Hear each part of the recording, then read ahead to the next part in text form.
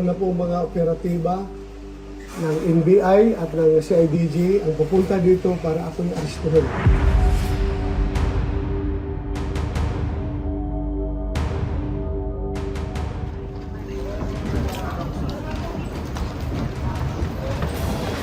Biglang nag-suspend eh. Mukhang may malaki raw mangyayari today.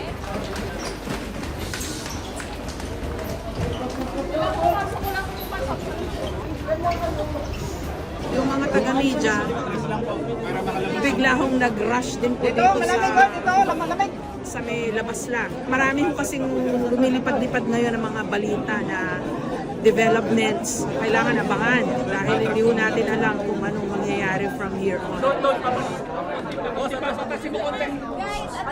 May mga lumalabas na baka daw arestuhin na si Senator De La Rosa. We are going to arrest somebody inside the... Sir, ano po? Ano po, sir? Sino, sir? We are going to arrest Sino po, sir? somebody. Sino, sir? How can we do the operation with you? Please clear the area. Clear the area. Clear the area. 5 minutes.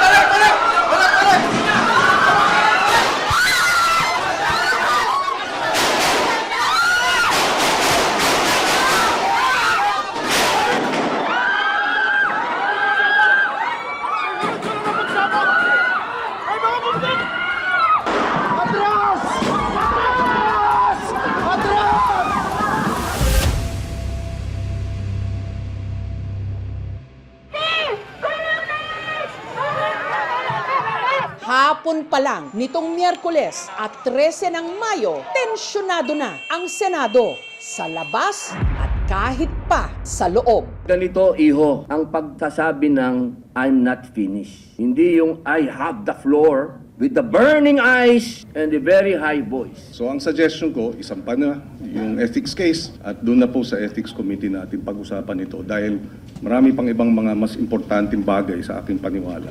Senator Padilla. Oh, ma'am. Ano bang nangyayari? Ba't ba hindi kayo magbate? Ano ba? Mahirap makipagbati nang wala namang nag-apologize.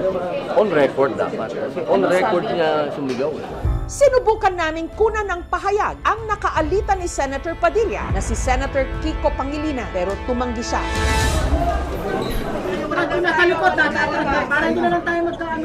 Andito pa rin po tayo sa labas ng Executive Lounge dito sa Senado kung saan napasugod po kasi sa loob yung mga senador. Nagse-session po sila tapos biglang nag-suspend yung mga taga-media. Bigla hong nag-rush din po dito sa may labas lang. Marami ho kasing lumilipad-lipad ngayon ng mga balita na developments. Medyo nagkaroon ng commotion ulit si Senator Robin at si Senator Pangilinan.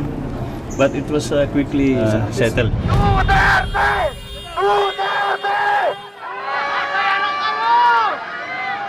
Ang nangyayari sa loob ng Senado, nangyayari din dito sa labas. Katulad din ang nangyayari sa ating buong lipunan ngayon. Hati, may magkabilang grupo o panig. Nagpapalitan ng maanghang na salita. Nagkakagirian. Kukunin nila si Senator Bato de la Rosa. Hindi tayo babayad. Naniniwala po kami na dapat panagutan ang mga kasalanan sa bayan. Ito daw po ay nangyari.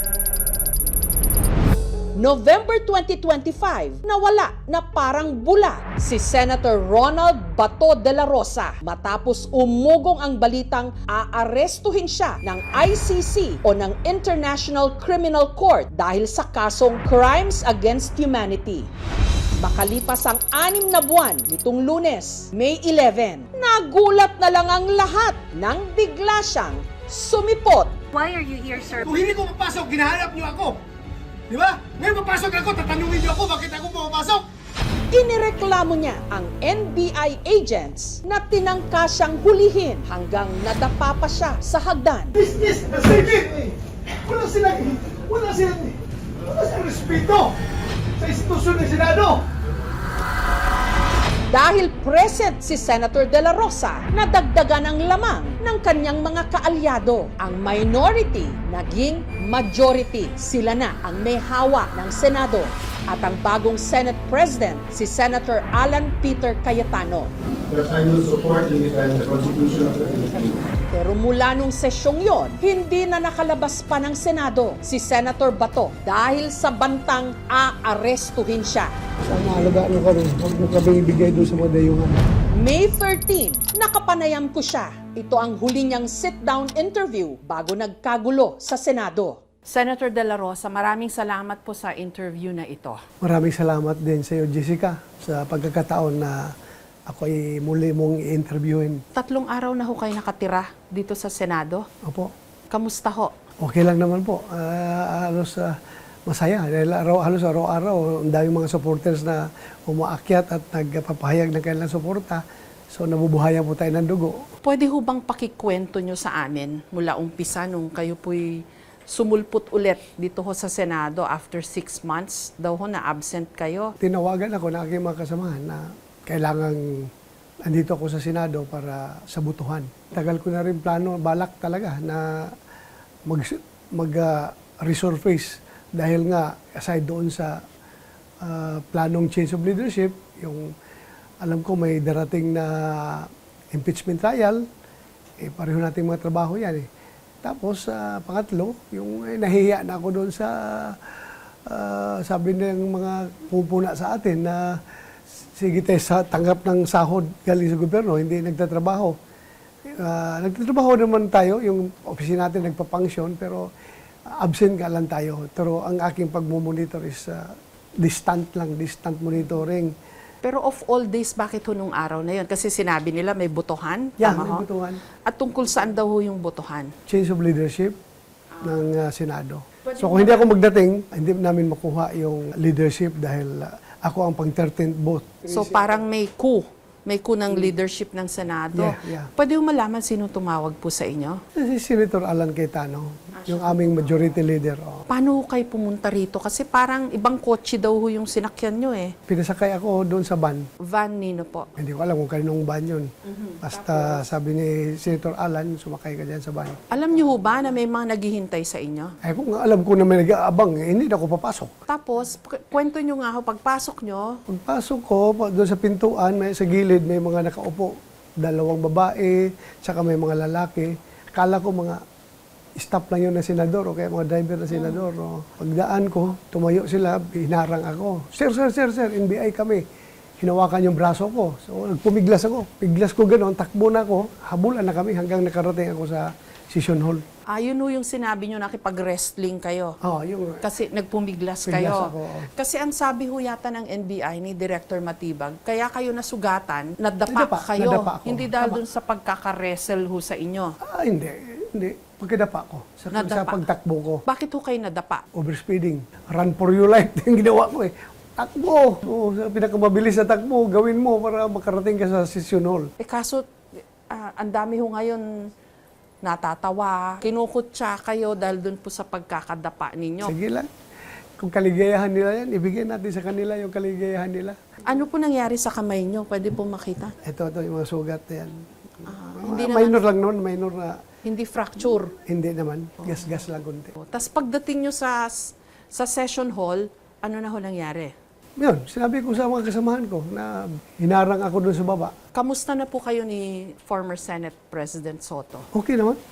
Okay naman. Mataas naman respeto ko sa kanya. An NBI representative came to see me and told me they have a warrant of arrest for Senator De La Rosa. I said, coordinate with OSA. I didn't realize that he was coming. Connected ho ito sa impeachment ba ni Vice President Sara Duterte? Hindi natin masabing connected, no? Hindi namin napag-usapan ni Alan na bumoto ka para sa impeachment ni BP Sara, no? Ang sabi niya, kailangan pumunta ka dito para mag-agaw natin ang majority. Normal naman yan sa Senado.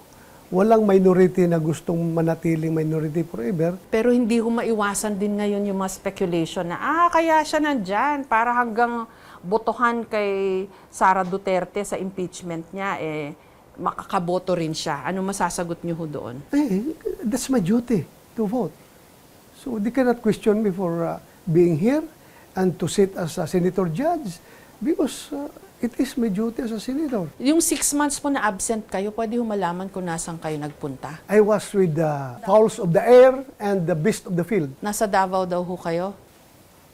I was all over the Philippines, but I never went out from the Philippine jurisdiction because I am a Filipino.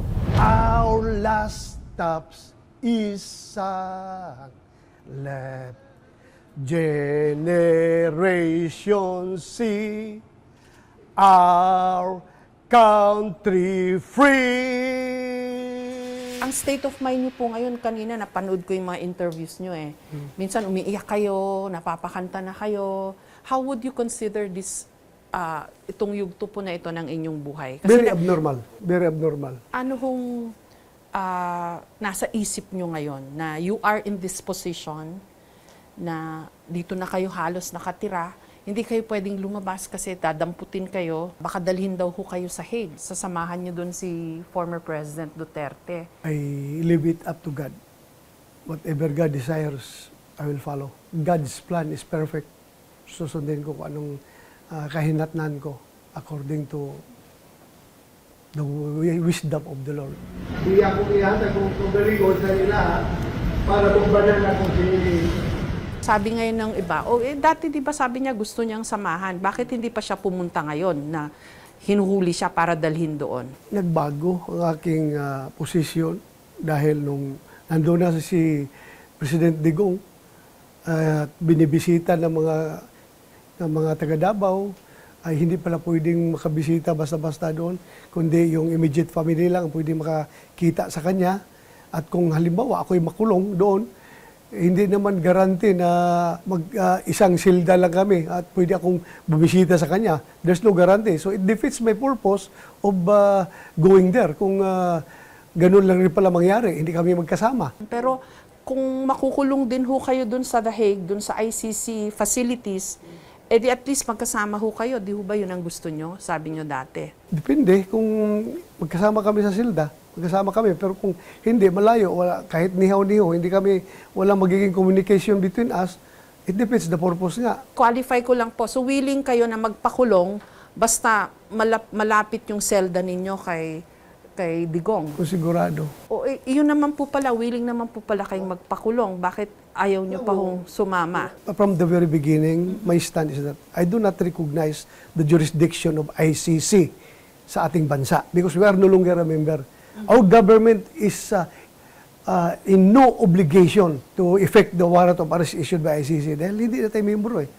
So ako, kung gusto mo, bitayin mo ako, ipako mo ako sa krus dito sa ating bansa. Huwag doon sa bansa ng mga banyaga. So okay lang po sa inyong makulong basta dito Basta sa Pilipinas? dito sa Pilipinas. Ayaw nyo dun sa The Hague? Ayaw ko. Na unang nagsilbi si De La Rosa bilang Chief of Police ng Davao City mula 2012 hanggang 2013 habang mayor pa noon si dating Pangulong Rodrigo Duterte. Dito sa panahon ko, tatapusin ko yung problema sa droga. Hanggang ipinatupad na nga nationwide ang Project Double Barrel at Oplan Tokhang na layunin daw sugpuin ang illegal na droga sa Pilipinas. Hanggang nawala sa pwesto si Duterte at si De La Rosa naging senador. Warrant of arrest. You will just have to kill me. Kalaunan, kinasuhan sa ICC o sa International Criminal Court si Duterte, pati na si De La Rosa na ayon sa arrest warrant ng ICC may mahalagang papel o di umano indirect co-perpetrator sa madugong war on drugs ng Duterte administration. Mula nung sumipot si Senator Bato sa Senado nito lang Lunes hanggang Miyerkules, pinagkalooban siya ng protective custody. Nakapanayam ko rin si Attorney Israelito Bobet Torion, ang abogado ni Senator Bato. Ano po yung main petition? There is grave abuse of discretion amounting to lack or excess of jurisdiction on the part of the Philippine government authorities, especially the executive department, in their continued cooperation with the ICC, despite the fact that we already withdrew from the Rome Statute effective March 17 of 2019. Maituturing naman di umanong obstruction of justice ayon sa isa sa mga tinik ngayon sa dibdib ni Senator Bato, si dating Senator Antonio Trillanes.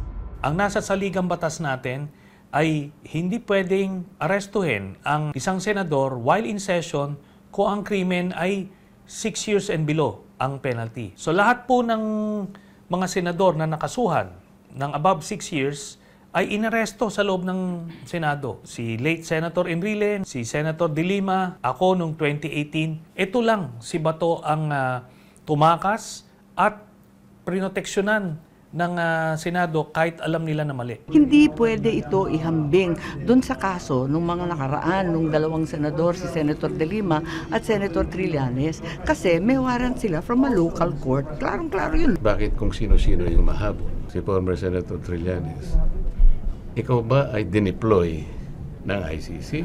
Dahil merong warrant sa aking pagkakaalam, base sa pakikipag-ugnayan ko sa ICC since 2017, I took the opportunity kasi meron hamon sa akin si Bato de la Rosa. Go ahead, make my day, Mr. Trillanes! At sumama ka pa! Hindi na po kayo magkakaanuhan ni Senator Trillanes. Ihinamon nyo siya na pumunta ka rito sa Senado. Hindi, huwag na natin pag-usapan yan.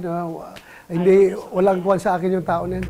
Yung International Criminal Court, noong ina-arrange siya ng Community of Nations, nagpadala ang Pilipinas ng representative dyan. So we were one of the architects and founders. Ito ay international court at hindi ito foreign court. Nagre-retain ang ICC ng jurisdiction para doon sa mga krimen na nangyari nung tayo ay state party pa. Ang sakop ng investigasyon ay nung panahon na tayo ay miyembro pa. In other words, pwede talagang litisin si Bato de la Rosa ng ICC. Kamusta na po ang Senado? Ang gulo-gulo ho ah. Ginugulo kami, hindi kami magulo. Whether the gulo is coming internally or externally, yung change is very political and very emotional. Lahat na napagbintangan sa amin dahil sa flood control, kaya nagpalit. Dahil sa impeachment, nagpalit. And we'll prove them all wrong. Yung inaabangan ho ngayon is maaresto ba si Senator De La Rosa? Pakitaan nila kami ng Philippine judge, arrest warrant, give Bato due process, meaning he can question the warrant of arrest, etc.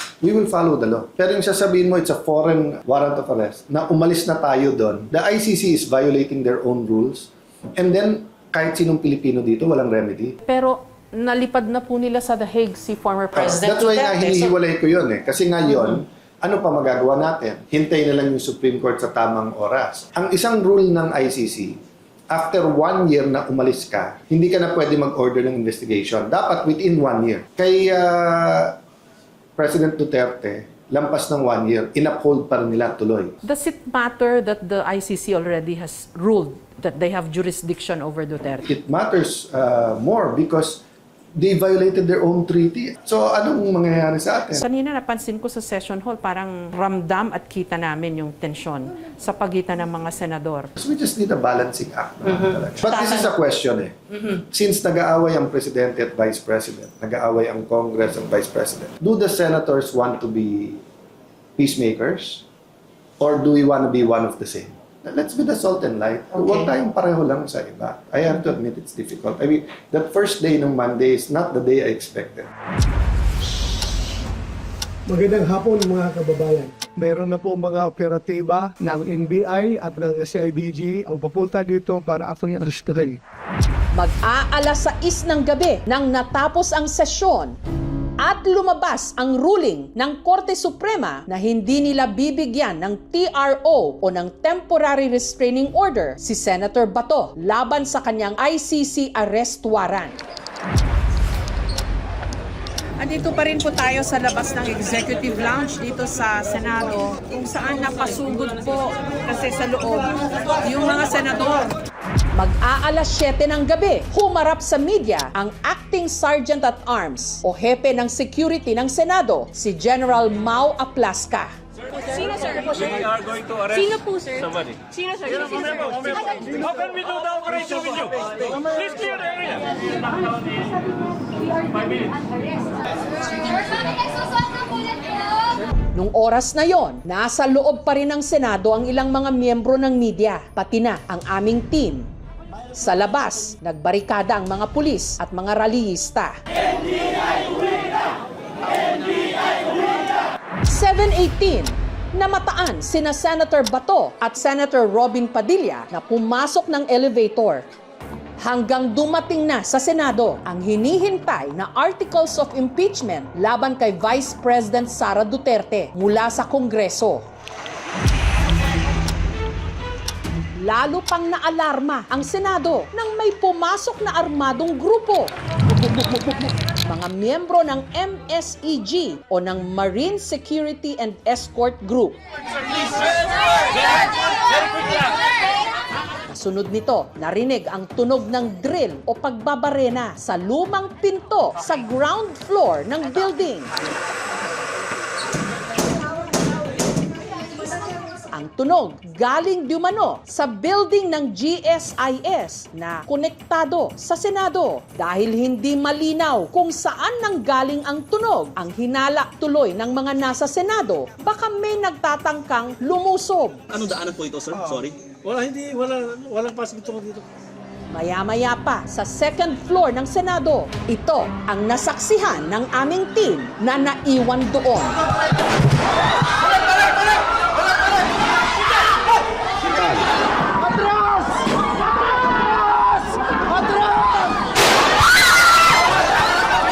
Tumindi pa ang tensyon nang biglang namatay ang ilaw na sinundan ng ilan pang putok ng baril.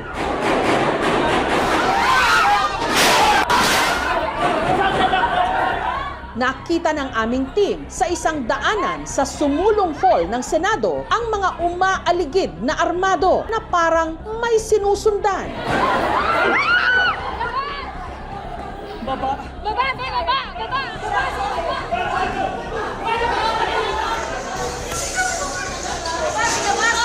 Pinalabas ng building ang mga taga-media.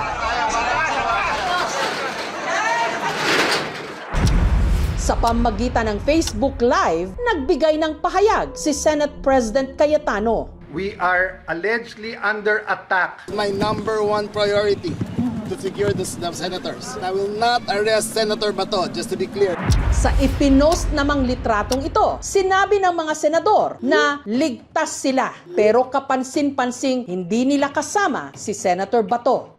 Itinanggi ni NBI Director Melvin Matibag na sa kanilang hanay nang galing ang mga putok ng baril. Wala naman po kami dineploy doon at wala namang utos na may aarestuhin po si Senator Bato. Wala pong instruction kahit na kanino na hulihin si Senator Bato. Sa isinagawang investigasyon ng PNP SOCO o Scene of the Crime Operatives, 32 bala ang nakita. Habang isinasagawa ang investigasyon, muling nakita si Senator Bato na nakipagkamay pa sa mga pulis. Nag-post din ang kanyang abogado na si Attorney Torion ng litrato, pruweba na nasa Senado pa raw si Senator De La Rosa. Pinakita ko nga sa inyo eh. Ito nga eh, o yan o, 12:13 a.m. o yan o.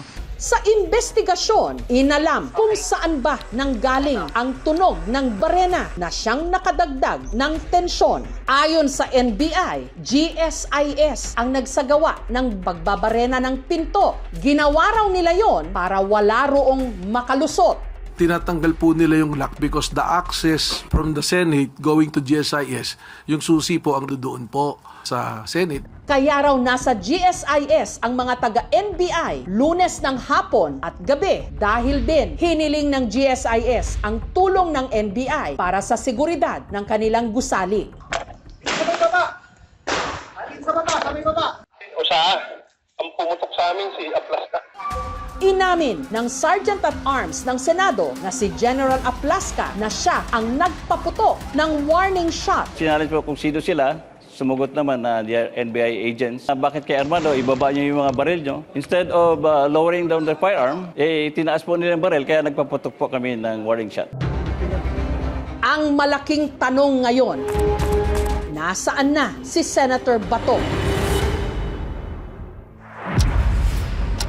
Bandang 2:30 ng madaling araw nitong Huwebes, namataan daw si Senator De La Rosa kasama si Senator Robin Padilla paalis ng Senado. Mali yung word na escape. Di ba there's no warrant? So, he's free to go. Dahil dito, itinuturing na ring person of interest si Senator Padilla ng NBI. Kung yung ehekutibo ay ine-enforce ang warrant dahil wanted si Bato de la Rosa, considered siya as international fugitive kung hindi siya nagsusurrender, yan ay tinatawag nating obstruction of justice.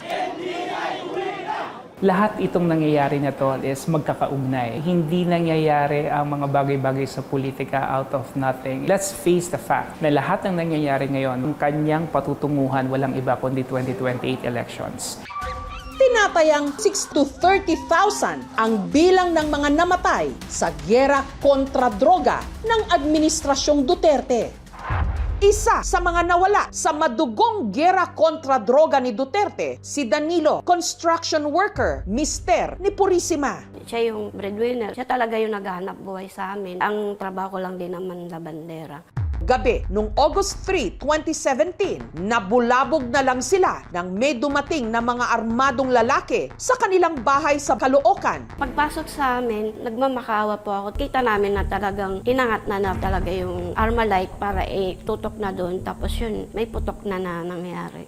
Napakasakit talaga sa akin yung ganun, na papatayin na lang ng ganun. Hindi naman dapat na, porkit nag-addict o nagtutulak, kailangan na nila talagang patayin. May proseso naman ng gobyerno na i-rehab kung talagang gumagamit. Hindi yung ang solusyon patayin agad. Kaming mga may hirap, yun ang biktima sa war on drugs, hindi yung mga matataas.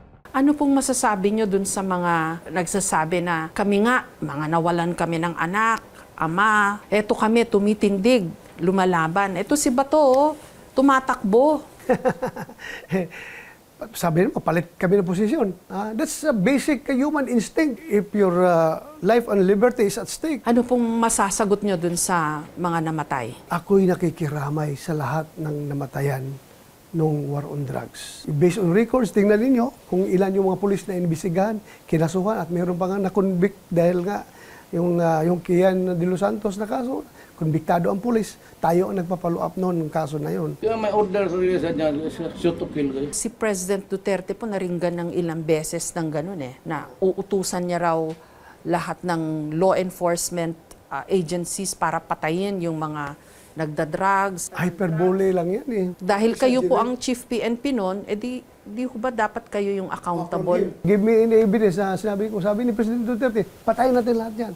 Wala. Because I'm a policeman. I know how to do my job properly. Sa daming target, yung iba ng laban, expected talaga natin na may mamatay. Yung sinasabi niyo ho ngayon, there are actual dead bodies and hindi lang daw po 6,000, kundi pwedeng umabot ng 30,000. Yung nagpapabloat ng numbers, yan yung mga tao na kalaban ni Duterte. Ilang cases na present nila sa ICC? Sabi nila 12,000. Ilang napresenta nila doon? Meron ba doon 36 ba yan? O 40 plus? Kahit sinasabi niyo po na hindi niyo sinunod yung utos ng presidente noon, there are dead bodies as evidence. Dead bodies, pero huwag ninyong sabihin na isahin niyo, buuhin ninyo yan.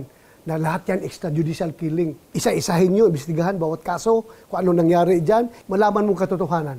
Ayon sa human rights lawyer na si Attorney Maria Cristina Conti na nagsisilbi rin ngayong assistant to counsel para sa mga biktima ng EJK sa ICC. Para sa mga biktima, importante na matuloy yung kaso. Malayong pangarap pa nila yung may makulong. Dahil dito sa Pilipinas, wala namang nakukulong na mayaman at makapangyarihan. Ang masahol pa, sisiraan pa sila. Kaya yan namatay ay dahil drug addict yan. Na para bang wala na silang karapatan na dumulog sa korte. November 2025 pa inilabas ng ICC ang arrest warrant kay Senator Bato. Judges assessed the material submitted by the prosecution and found reasonable grounds to believe that Mr. De La Rosa is allegedly criminally responsible as an indirect co-perpetrator for the crime against humanity of murder.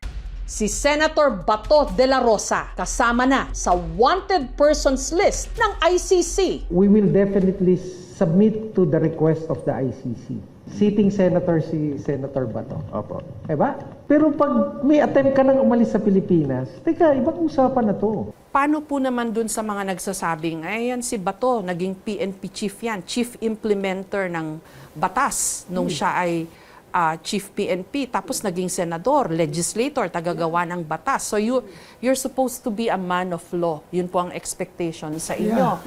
Bakit hindi na lang kayo mag-submit to the law now that the ICC wants you to account para po dun sa mga namatay na libo-libo na extrajudicial killings? My actions are in accordance to the law. Ano pa hong balak niyong gawin? Exhaust all available legal remedies.